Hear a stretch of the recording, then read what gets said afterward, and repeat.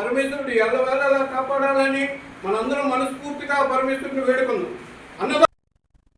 అమరావతికి శాశ్వతత్వం వచ్చిందని మాజీ మంత్రి తెలుగుదేశం పార్టీ రాజాం నియోజకవర్గ ఎమ్మెల్యే కొండ్రు మురళీమోహన్ అన్నారు. విజయనగరం జిల్లా రాజాం నియోజకవర్గం వంగర, రేగిడి, ఆమదాల వలస మండలాల్లో ఎమ్మెల్యే పర్యటించారు. ఈ సందర్భంగా ఎమ్మెల్యే మాట్లాడుతూ అమరావతిలో రైతుల పోరాటం గెలిచిందన్నారు. అనంతరం అరసాడ వ్యవసాయ మార్కెట్ కమిటీలో ఆధ్వర్యంలో మెగా పశు వైద్య శిబిరం ప్రారంభించారు. ఇక రేగిడి మండలం కాగితాపల్ల గ్రామంలో శ్రీరాముల వారి సమరంలో పాల్గొని ప్రత్యేక పూజలు చేసి ప్రజలు సుభిక్షంగా ఉండాలన్నారు.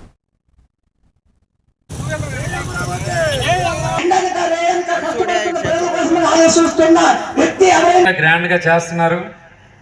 మనకు సంబంధించిన మరి ఏవైతే సంబంధించిన కానీ ఇరిగేషన్ ఇవన్నీ కూడా ఆయన దృష్టిలో పెట్టుకొని గత బడ్జెట్లో దగ్గర 72,000 కోట్ల రూపాయలు ఒక్క రైతులకు సంబంధించి మరి మన నాయకుడు ముఖ్యమంత్రి చంద్రబాబు నాయుడు గారు 72,000 కోట్ల రూపాయలు అంటే ఇరిగేషన్తో సహా పెట్టడం జరిగింది.